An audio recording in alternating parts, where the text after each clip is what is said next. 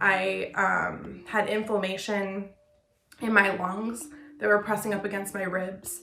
And so it was creating a lot of pain around my rib cage that was sort of unbearable. About 2 weeks ago, I started to come down with some mild body aches and chills. Those body aches and chills got worse and worse over the course of about 6 days.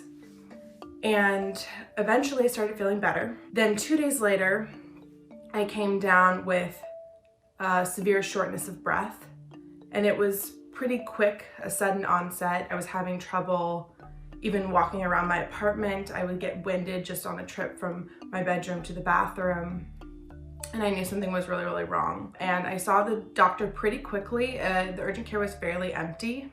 As soon as he checked out my symptoms and saw how difficult it was for me to talk and speak in full sentences without gasping for air, he told me that I had the coronavirus. I already had sort of known it by then, but he gave me the confirmation, and he gave me the option to check myself into the ER and be taken away in an ambulance or go home. I was in a lot of pain at that point. I tried to go to sleep that night, but by about 11 p.m., I decided that enough was enough. I think it's also important to note that I have not been tested for this virus. They're really only testing severe critical cases. I don't want to take the test away from someone who is critical and really, really needs it. Having essentially been given 2 presumptive positives from 2 different doctors in the New York medical system, I'm fairly confident in the diagnosis that I've been given. So I went back home,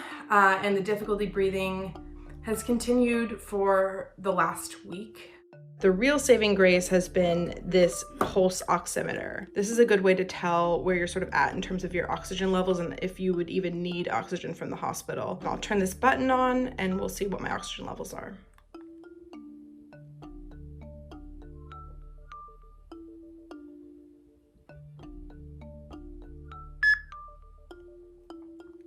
$97.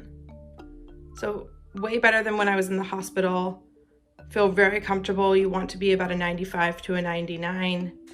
The emergency doctor recommended these lidocaine patches, which I put over both of my rib cages. They typically last for about 12 hours, so I rotate them in the morning and at night, and that helps ease some of the rib pain that I've been having because of the inflammation. I know there's been a common misconception that you can't take ibuprofen with this virus. That's absolutely not true. You shouldn't be in pain. This is a good pain reliever. These are my go-tos every morning. I've been having tea because the doctor recommended that I limit my caffeine intake, and I'm normally a coffee addict, so this has been a difficult transition, but I'm more than happy to do it in the name of getting better.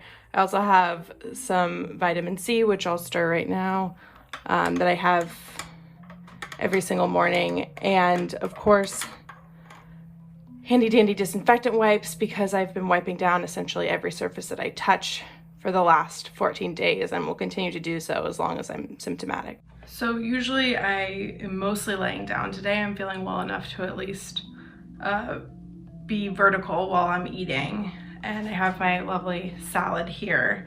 A couple days ago I probably wouldn't have been able to eat this actually because my throat was so swollen, but today feels good, and gonna give it a try.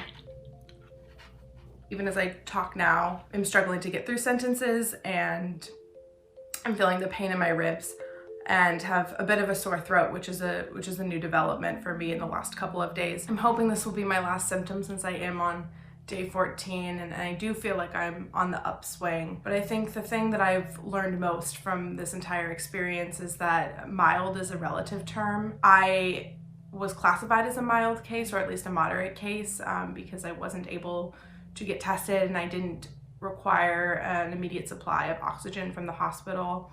But I have to say, even as a mild or moderate case, this has been a pretty brutal experience, probably one of the worst bouts of illnesses I've ever had.